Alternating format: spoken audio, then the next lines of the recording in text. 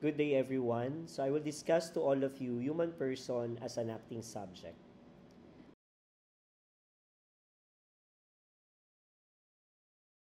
Before anything else, I would like you to memorize or at least understand this particular Latin saying, operare sequitur esse. Action follows being. Tagalog, dinidikta ang ginagawa mo ng kung ano ka at sino ka. Nature of human action. A human act proceeds from the deliberate will of a human being. Meaning to say, it is performed with the knowledge of the intellect and the free decision of the human will. An action is done with three things. Number one, knowledge, freedom, and voluntariness. The experience of efficacy and subjectiveness, people experience themselves as the agent of the action. And the question is this, when can one say that he or she is performing a conscious act and when something simply happens to him or her? According to Wojtyła, he is also Pope John Paul. Now this is his name, Karol Wojtyła. In performing a human and conscious act, people experience the self as the agent of the one who originates and causes the action. Hence, we call this as the experience of efficacy or moment of efficacy. Now, we define efficacy. Efficacy means the capacity to produce a result or an effect. If the act is one's effect, then one experiences the self as the cause or agent of this act. The experience of efficacy means that people have the experience of being the actor, the agent, the cause, and the one who performs the act. People experience the self as the agent and origin of such actions. One knows that it is him or her who brings the action into existence and sustains its existence. By experiencing the self as the efficient cause of the action, one discovers that he or she is completely involved of the action or in the action, and at the same time becomes the originator of the act. Since the person is the agent of the act, his or her conscious actions are determined by none other than him or herself. It is him or her who determines the actions, therefore, his or her actions is the result of self-determination. And many people proud of themselves when they do good act because they know it is them who do it. Now we move to subjectivity. When people perform an act, they are not just conscious of their action. They are also aware of their subjectivity. This awareness of their own subjectivity of self is what Wojtyła calls objectiveness. So, people are not only aware of the self as the agent and the cause of their actions, they are also aware of the self as a self. Subjectiveness, therefore, is the awareness of the person of himself or herself as a subject.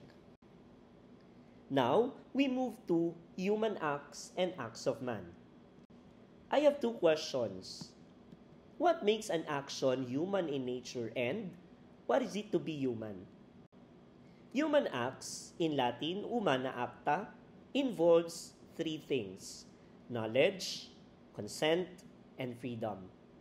In knowledge, knowingly, we are supposed to know and understand what he can explain and why is it done.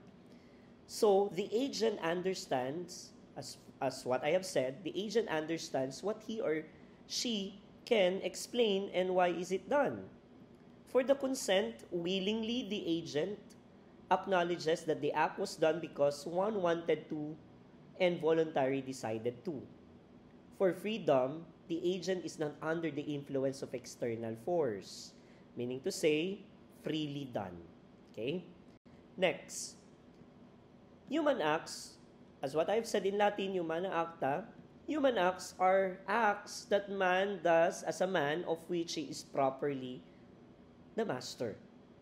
Human acts are the action of a man, and you are the master of your action. And when we talk about the master of an action, one has full knowledge, one has own will, and this is human act. Another thing is, man acts in a deliberate manner, and you are the father of your action. What is the meaning of this? You can explain why your act is done that way. Or, you also acknowledge an act is done because one wanted to, and this is human act. For the act of man, acta hominis, these are the acts done without or lacking knowledge, consent, and freedom. When we talk of act of man performs without being the master of them through his intellect and will. These are the natural acts of vegetative and sense faculties. We have digestion, beating of the heart, growth, corporal reactions, and visual or auditive perceptions.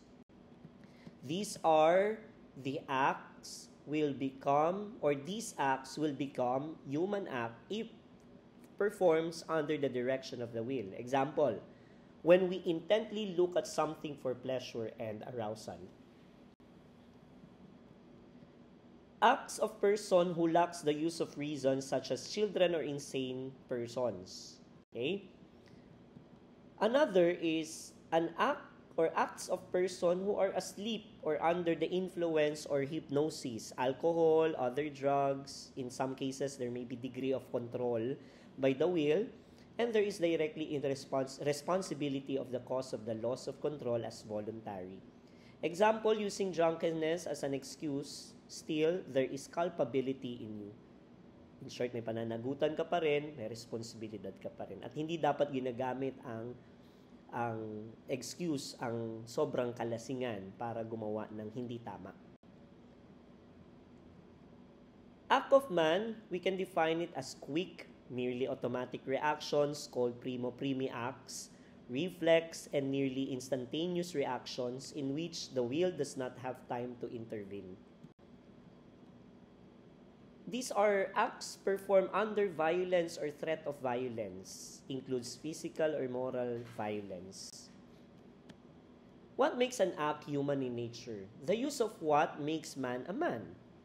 Intellect and will. Human.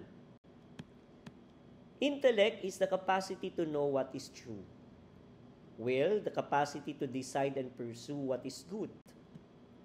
So, operare sequitur esse, action follows being. Dinidikta ng ginagawa mo kung ano ka. And in line to this, action follows being, tao ka, magpakatao ka. Madaling magpakatao kung alam mo kung ano ang maging